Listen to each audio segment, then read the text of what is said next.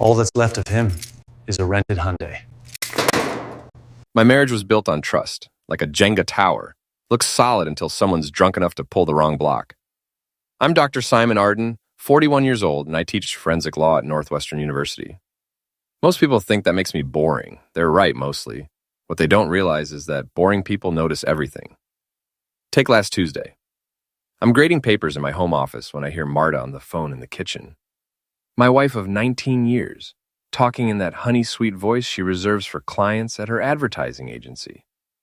Except it's 10:30 at night and she's giggling like a teenager. "Derek, you're terrible," she whispers, thinking I can't hear. What if Simon finds out? Derek Graham, her business partner. 34, drives a restored 1977 Mustang, and has the kind of confidence that comes from never being told no. I've met him at company parties, the type who calls everyone buddy and slaps backs like he's running for mayor. The giggling stops when I walk into the kitchen for coffee. Marta's face shifts into that practice smile she uses when pitching campaigns to difficult clients. "Just work stuff, honey," she says, ending the call. "Derek's having issues with the Morrison account." I nod, pour my coffee, and go back to my office. But something's bothering me. The Morrison account closed 3 months ago. I remember because Marta complained about Derek screwing up the presentation. Over the next few days, I start paying attention, really paying attention. Marta's working late more often. She's bought new lingerie, expensive stuff from boutiques downtown, not the department store basics she usually favors. She started wearing perfume to the office, a musky scent that makes me think of hotel rooms. The real kicker comes on Friday. I'm cleaning up after our neighbor's barbecue when I overhear Claudia Martinez, Marta's best friend since college, talking to Victoria, Marta's sister. "I still can't believe she's actually doing it," Claudia says, whine making her voice loose. "I mean, Derek's hot and all, but Simon's a good guy." Victoria laughs, the bitter sound she makes when discussing other people's happiness. "Please, Simon's about as exciting as watching paint dry. At least Derek knows how to show a woman a good time. Did you see that hotel suite he booked last weekend? $2,000 a night." My coffee mug slips from my hand, shattering on the patio stones. Both women turn, but I'm already walking away, my mind processing what I've just heard like evidence in a courtroom. That night, I search the house while Marta's in the shower. In her purse, I find a receipt from the Fairmont Hotel. Room service for 2, champagne, strawberries. The date matches last Saturday, when she claimed to be at a marketing conference in Milwaukee. I sit in my office, staring at the receipt, and something cold settles in my chest. Not heartbreak, that would come later. This is the feeling I get when I'm reviewing a case and realize the defendant has been lying from the beginning. It's the moment when sympathy turns to strategy. My phone buzzes. Text message from an unknown number. "Wrong phone, beautiful. Can't wait for tomorrow night. D." I look at the phone in my hand. It's Marta's. She grabbed mine by mistake when she went upstairs. The walls of my marriage don't just have cracks anymore. They're about to come crashing down. The next morning, I wake up with the clarity that comes from accepting an ugly truth. Marta's cheating, Derek's an arrogant fool, and I'm the boring husband who's supposed to quietly disappear into the background while they play out their romance. Except I'm not that kind of boring. I teach forensic law. I know how to gather evidence, build cases, and destroy testimony. More importantly, I know how to be patient. Emotional reactions lead to mistakes, and I can't afford mistakes. Marta's already gone when I get downstairs. Early meeting, according to the note on the counter. I call in sick to the university, something I've done maybe 3 times in 15 years, and settle in for some real detective work. First stop, Derek's social media. The man's an open book, posting constantly about his car, his workouts, his expensive dinners. I scroll through weeks of photos, looking for patterns. There. Last Saturday, a picture of champagne glasses at sunset, tagged at the Fairmont Hotel. The timestamp matches the receipt in Marta's purse exactly. Next, I drive to Marta's office building and park across the street. I feel ridiculous, like some private investigator in a bad movie, but I need to see them together. I need to know how deep this goes. I don't have to wait long. At 11:30, Derek's Mustang pulls up to the building entrance. Marta comes out, and even from 50 yards away, I can see the way she moves toward him, hips swaying, smile bright. She leans through the passenger window for what looks like a quick conversation, but her hand lingers on his arm longer than necessary. They drive off together. I follow, keeping my distance, feeling both foolish and furious. They go to Enzo's, an upscale Italian place downtown. Through the window, I watch them share a bottle of wine, lean across the table, toward each other, touch hands like teenagers on a first date. Derek's doing most of the talking, gesturing with his hands, making Marta laugh. I take pictures with my phone. Not for any legal reason. Illinois is a no-fault divorce state, but because I want evidence of their carelessness. Evidence I can use later. When they leave the restaurant, Derek's hand is on the small of Marta's back, guiding her toward his car. They're so absorbed in each other that they don't notice me following them to the Fairmont Hotel. I park in the garage and take the elevator to the lobby, arriving just in time to see them disappearing into another elevator, Derek's arm around Marta's waist. The floor indicator shows they're going to the 15th floor. I wait in the lobby for 2 hours, reading a newspaper and nursing overpriced coffee. When they finally come down, Marta's hair is different, messier, like she's been running her fingers through it. Derek's shirt is wrinkled. They don't see me as they walk past, too busy whispering to each other and laughing. I follow them outside and watch Derek kiss my wife goodbye in broad daylight, right there on Michigan Avenue, like they're the only two people in the world. That's when the plan starts forming in my mind. Not revenge exactly, something more surgical. They want to act like I don't exist? Fine. But they're about to learn that the boring husband they've been ignoring knows a few things about consequences. I drive home and spend the evening researching Derek Graham. Social media, professional history, public records. The man's an open book, and what I read makes me smile for the first time in days. Derek's married, has been for 6 years, to a woman named Patricia, who happens to be a silent partner in Marta's advertising agency. She's also the daughter of the agency's biggest client, a construction company that accounts for about 30% of their annual revenue. This is going to be easier than I thought. Monday morning, I'm back to my normal routine. Coffee, newspaper, kiss goodbye from my cheating wife. Except now I'm playing a different game.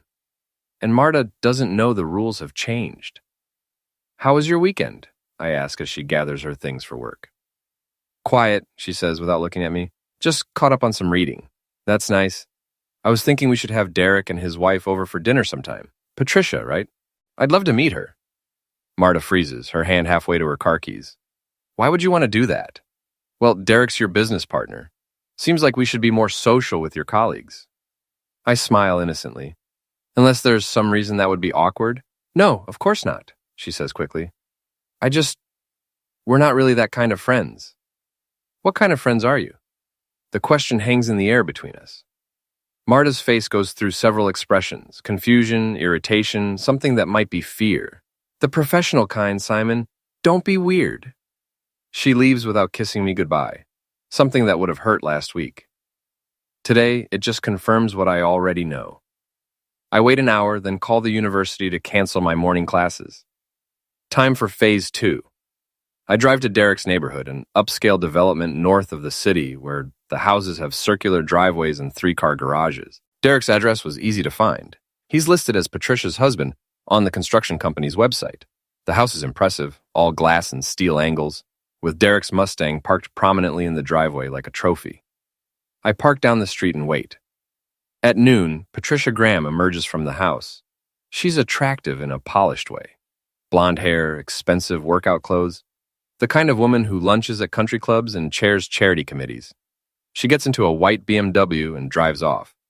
I follow her to an upscale gym, then to a coffee shop where she meets 2 other women who look like they stepped out of a magazine. I take a seat at a nearby table and listen.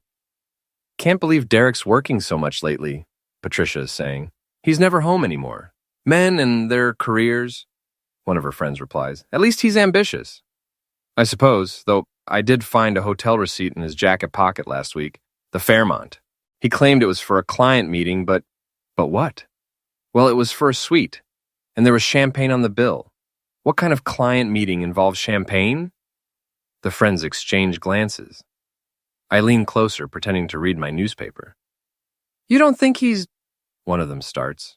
"I don't know what to think," Patricia says. "He's been different lately, secretive, and he's been spending a lot of time with that woman from work." "Which woman?" "Marta something. She's married too, but Derek talks about her constantly. How smart she is, how creative. It's nauseating." I finish my coffee and leave, my mind racing. Patricia's already suspicious. She just needs a little push in the right direction. That evening, I create a fake email account and send Patricia a simple message. Your husband and Marta Arden are having an affair. Fairmont Hotel, room 1547, Tuesdays and Fridays. Thought you should know. A friend. I don't expect her to believe it immediately, but doubt once planted has a way of growing. The next day, I'm teaching my advanced evidence class when my phone buzzes. Text from Marta. Working late tonight? Don't wait up. It's Tuesday. Of course she is. I dismiss class early and drive to the Fairmont. Sure enough, Derek's Mustang is in the parking garage.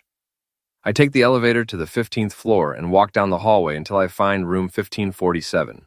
I don't knock. Instead, I call the hotel's front desk from my cell phone. Yes, I'm concerned about a possible gas leak on the 15th floor, I tell the clerk. I'm smelling something strange near room 1547. You might want to evacuate that area as a precaution. 20 minutes later, a hotel employee is knocking on the door, explaining about the gas leak and asking guests to evacuate immediately. I'm positioned at the end of the hallway with my phone ready. The door opens and Derek emerges first, looking annoyed and disheveled. His shirt is unbuttoned, his hair messed. Behind him comes Marta, trying to smooth down her dress, her lipstick smeared. I get it all on video. The guilty looks, the way they avoid eye contact with the hotel employee, Derek's protective hand on Marta's back as they hurry toward the elevator. But the real prize comes as they're waiting for the elevator. Patricia Graham steps out of the elevator they're about to enter. The look on Derek's face is priceless, pure panic, like a deer caught in headlights. Marta goes pale, realizing immediately who this woman must be. Derek? Patricia's voice is ice cold. What are you doing here? Patricia, I can explain. With her? Patricia's gaze shifts to Marta, taking in the disheveled appearance, the obvious guilt. You're the woman from the office. I'm recording everything, staying hidden around the corner, watching my cheating wife's world begin to crumble. It's not what it looks like, Derek stammers. Really, because it looks like you're screwing your business partner in a hotel room while I'm at home planning our anniversary dinner.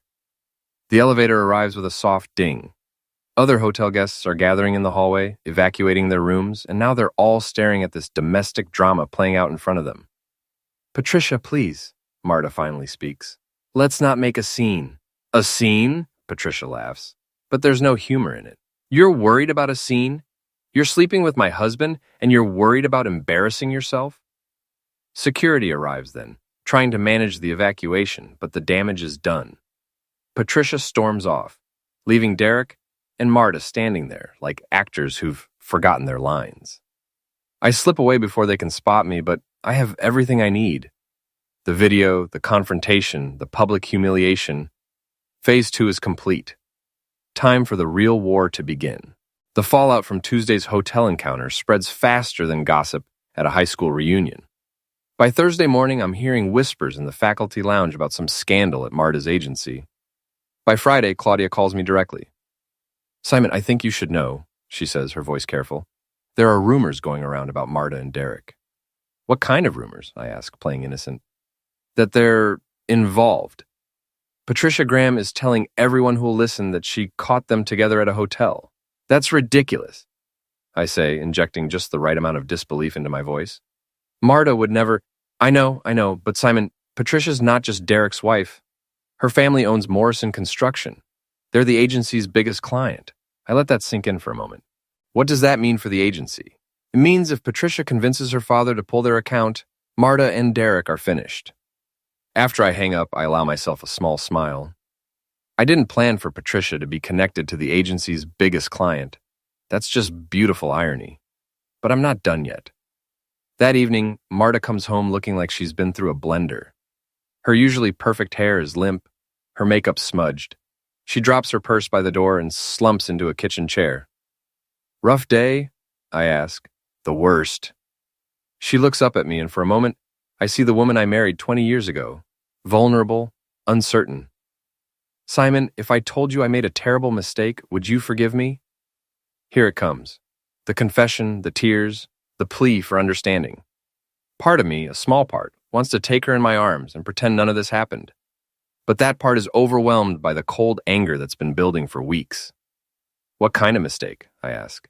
She starts crying then, ugly sobs that shake her whole body. I've been seeing Derek. We've been having an affair. I sit down across from her, keeping my expression neutral. How long? 3 months, maybe 4. I don't know why I did it. I was feeling old, invisible. Derek made me feel young again. And you decided our marriage was worth less than feeling young? No, that's not Simon. I love you. I've always loved you. This thing with Derek, it was just physical. It didn't mean anything. It meant enough for you to lie to me every day for 4 months. She reaches across the table for my hand, but I pull away. I ended it, she says desperately. After what happened at the hotel, I told Derek we're done.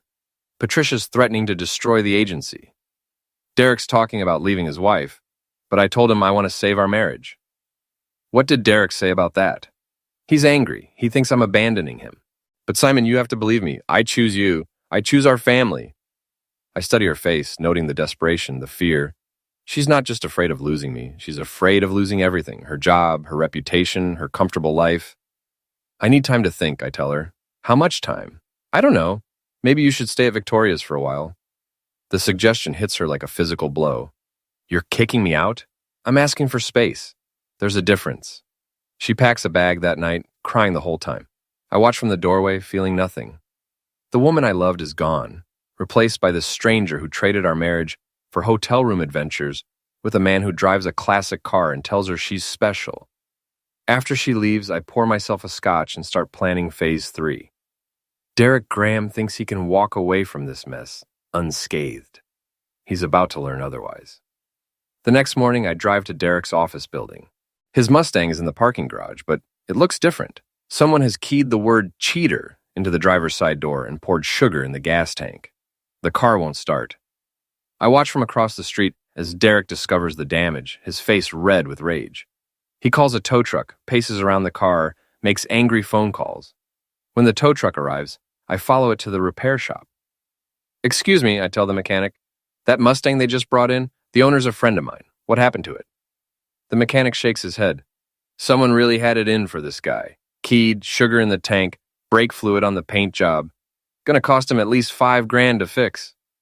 I make sympathetic noises and leave, but I'm smiling. I didn't vandalize Derek's car. That was someone else.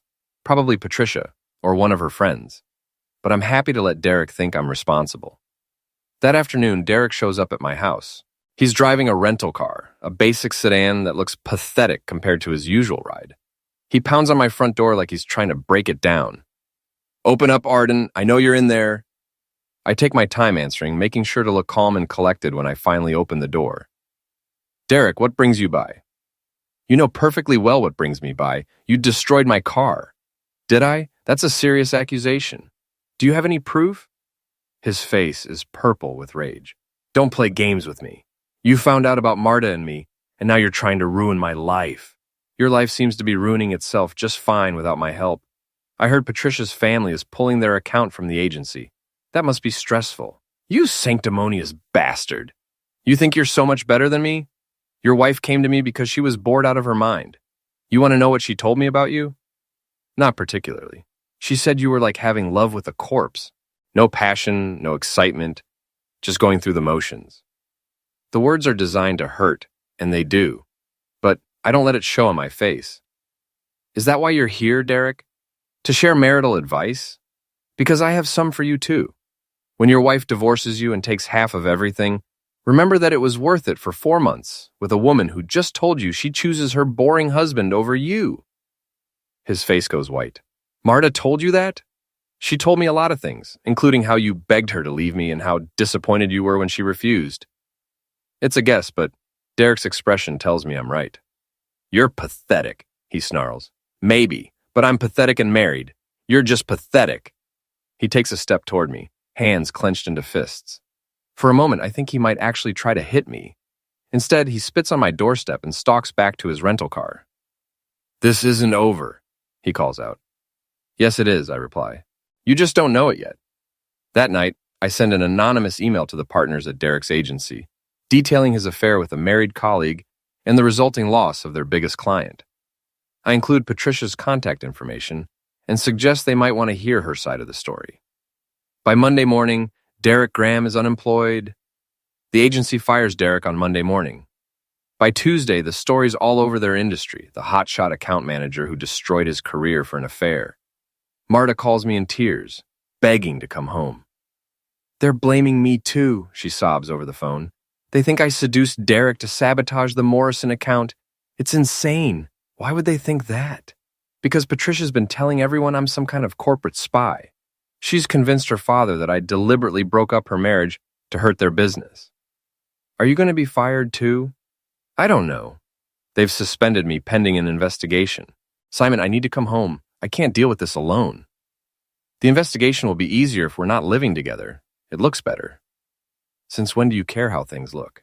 Since my wife's affair became public knowledge. There's silence on the line. Then, I thought you forgave me. I said I needed time to think. I'm still thinking. How much more time? I'll let you know.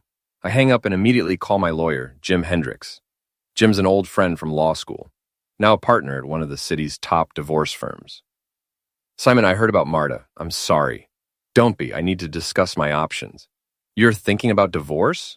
I'm thinking about protecting myself. If Marta loses her job, she's going to need financial support. I want to know what I'm looking at. Jim runs through the numbers. Illinois is a no-fault state, so Marta's affair won't affect the division of assets. But her loss of income could mean alimony payments for years. There is one thing that might help, Jim says. If you can prove she committed fraud or wasted marital assets during the affair, expensive hotels, gifts, things like that, you might be able to recoup some of those costs. I think about the hotel receipts, the new lingerie, the expensive dinners. I might have some documentation. Bring me everything you have. We'll see what we can do. That afternoon, I get an unexpected visitor. Patricia Graham, looking like she hasn't slept in days, stands on my doorstep holding a manila envelope. Mrs. Graham, this is a surprise. May I come in? I think we need to talk. I lead her to the living room, offering coffee she declines. She sits on the edge of the sofa, clutching the envelope like a lifeline. I know you were at the hotel that day, she says without preamble. My blood goes cold, but I keep my expression neutral. I'm sorry. The gas leak. There was no gas leak. I called the hotel to complain about the evacuation, and they told me someone phoned in a false alarm. Someone who wanted to flush out the guests in room 1547. I say nothing, waiting. It was smart, she continues. I never would have caught them otherwise. Derek's too careful and your wife's too smart, but you forced them into the open. Why are you here, Mrs. Graham? She opens the envelope and pulls out a stack of photographs, hotel receipts, credit card statements, phone records. I've been investigating my husband's affair since I got suspicious last month. I have evidence going back 6 months, longer than your wife admitted to you. The photos show Derek and Marta at restaurants, hotels, even what looks like a weekend getaway to Wisconsin.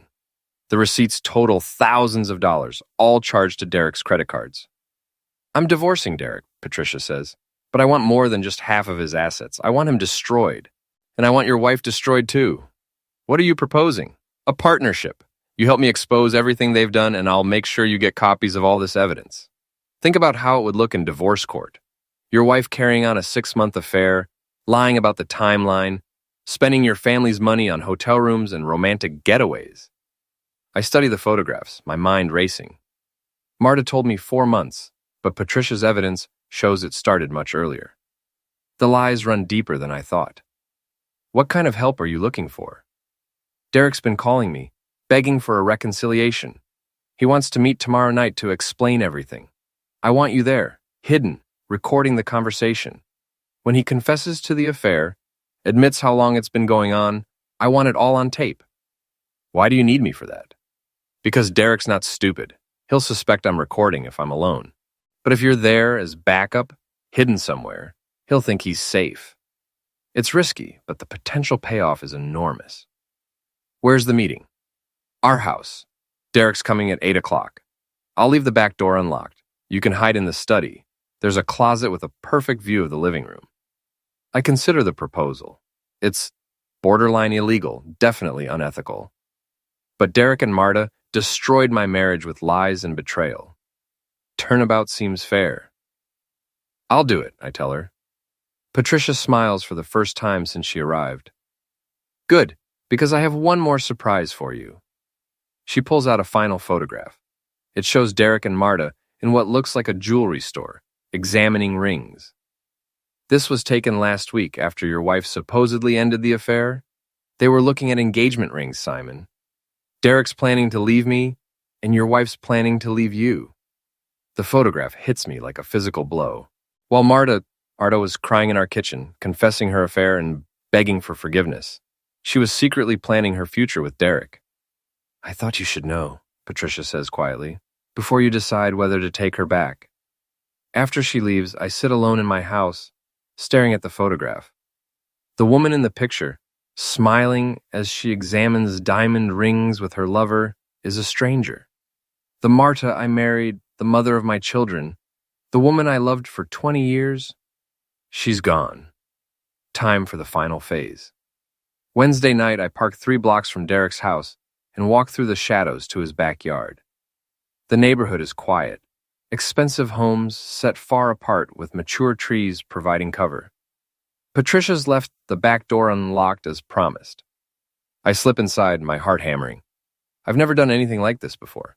Breaking into someone's house, planning to secretly record a conversation. But the photograph of Marta and Derek shopping for engagement rings burned away the last of my moral reservations. The study is exactly where Patricia described it, with a walk-in closet that offers a perfect view of the living room through partially open doors. I position myself in the back corner, phone ready to record, and wait. At exactly 8 o'clock, I hear Derek's key in the front door. He calls out Patricia's name, his voice echoing through the house. I'm in the living room, she responds. I hear his footsteps crossing the hardwood floor, then see him enter my field of view. He looks terrible, unshaven, wearing wrinkled clothes like he's been sleeping in his car. The confident, arrogant man I met at office parties is gone, replaced by someone desperate and defeated. Thank you for agreeing to see me, he says, sitting across from Patricia. I haven't agreed to anything except this conversation. Patricia, I know I screwed up. I know I hurt you. But we can fix this. Can we? How do we fix 6 months of lies, Derek? How do we fix you planning to leave me for another woman? Derek's face goes pale. Who told you that? Does it matter? I know about the ring shopping, Derek. I know you and Marta were planning your future together while lying to both of our spouses. I start recording, my phone capturing every word. It wasn't like that, Derek says weakly. Then what was it like? Explain it to me. Derek runs his hands through his hair, looking around the room like he's searching for an escape route. I fell in love with her, okay? I didn't plan it, it just happened. And yes, we talked about being together, but what? But she chose her husband. After you caught us at the hotel, she got scared. She ended things and went back to Simon. Just like that? Just like that. She said she realized she loved him more than she thought. That I was just a midlife crisis. The words hit me like a punch to the gut. Even in Patricia's living room, even after everything that's happened, hearing Derek confirm that Marta chose me over him brings a complicated mix of emotions. So you're telling me, Patricia continues, that you destroyed our marriage for a woman who dumped you the moment things got complicated? I'm telling you I made a mistake, a huge, stupid mistake, and I want to fix it. By doing what? By being the husband you deserve. By rebuilding your trust. By spending the rest of my life making this up to you. Patricia laughs, but there's no humor in it. Derek, you don't have the rest of your life. You don't have a job, you don't have a career, and after tonight, you won't have a wife? What do you mean? I mean, I've already filed for divorce. I mean, I've already given my lawyer every piece of evidence I could find about your affair. Bank records, hotel receipts, photographs, phone records, everything. Derek's face crumples. Patricia, please. I'm not finished. I've also shared that evidence with Simon Arden. Your lover's husband deserves to know the truth about how long you two have been lying to him. You did what? He's a good man, Derek. He deserves better than what you and Marta put him through. Derek stands up abruptly, pacing to the window. You vindictive witch. You want to destroy everyone, don't you? I want justice. There's a difference. Justice? You want to ruin Marta's life because you can't handle the fact that I fell in love with someone else? I want to ruin Marta's life because she helped you lie to me for 6 months. Because she knew you were married and didn't care. Because she's just as guilty as you are. Derek spins around, his face twisted with rage. You know what your problem is, Patricia? You're cold. You're calculating. You never loved me. You just loved the idea of being married to someone successful. And you never loved me either. You loved my family's money and the business connections that came with marrying me. And at least I'm honest about it now. Are you? Because you're still lying, Derek. You're still pretending this affair was some great love story instead of what it really was. Two selfish people who didn't care who they hurt. Derek moves toward her, and for a moment I think he might get violent. Instead, he stops in front of her chair, looking down at her with contempt. I hope you're happy, he says. I hope destroying my life and Marta's life makes you feel better about yourself. It does, Patricia replies calmly. It really does. Derek storms out, slamming the front door behind him. I wait 5 minutes before emerging from the closet, my phone full of recorded evidence. Did you get what you needed? Patricia asks. More than I expected. She nods, looking suddenly exhausted. Good. Because now comes the hard part. What's that? Deciding what to do with it. I drive home in silence, my mind processing everything I've heard. Derek's confession, his admission that the affair lasted 6 months, his confirmation that he and Marta were planning a future together. It's all there. Recorded. Undeniable. But there's something else on the recording that I can't stop thinking about. Derek's claim that Marta chose me over him. That she ended the affair because she realized she loved me more than she thought. Is that true? Or is it just another lie, another manipulation? I'm about to find out. When I get home, Marta's car's in the driveway. She's sitting at the kitchen table, still wearing her work clothes, looking like she's been waiting for hours. I lost my job, she says without preamble. They fired me this afternoon. I sit down across from her, studying her face. I'm sorry. Are you? Because I think you wanted this to happen. Why would I want my wife to lose her job? Because it's punishment. Because you want me to suffer for what I did. I pull out my phone and set it on the table between us. Before we continue this conversation, there's something you need to hear. I play Derek's recorded confession, his admission that the affair lasted 6 months, not 4. His confirmation that they were shopping for engagement rings. His claim that Marta ended things because she chose me over him. Marta's face goes through a series of expressions as she listens. Shock, fear, resignation, and finally something that might be relief. So now you know everything, she says when the recording ends. Do I? Because Derek seems to think you chose me over him. Is that true? She looks down at her hands, tears starting to fall. Yes. Why? Because I realized what I was about to lose. My family, my home, my life with you. Derek was exciting, but your home, Simon. Your safety and comfort and 20 years of shared history. That's not love, Marta. That's convenience. No, it's both. I do love you. I never stopped loving you, even when I was with him. But you were planning to leave me anyway. I was confused. Derek was pushing me to make a choice, and I thought I wanted the excitement, the passion. But when Patricia caught us, when everything fell apart, I realized that passion fades. What we have is stronger than that. I study her face, looking for signs of deception. But all I see is exhaustion and genuine regret. The ring shopping was Derek's idea, she continues. I went along with it because I was caught up in the fantasy, but I never would have gone through with it. How do I know that? Because I'm here. Because I'm fighting for our marriage, instead of running away with him. We sit in silence for a long moment. Finally, I speak. 6 months, Marta. You lied to me for 6 months, and then you lied about how long you'd been lying. I know. You spent thousands of our money on hotel rooms and romantic getaways. I know. You planned a future with another man while sleeping in our bed and eating at our table. I know. She's crying harder now, her whole body shaking. I know I destroyed everything. I know you'll probably never trust me again. But Simon, please, don't give up on us. Not yet. I look at this woman who betrayed me, who lied to me, who nearly left me for a man with a classic car and a smooth line. I should feel anger, hatred, the desire for revenge. Instead, I feel tired. I need you to do something for me, I tell her. Anything.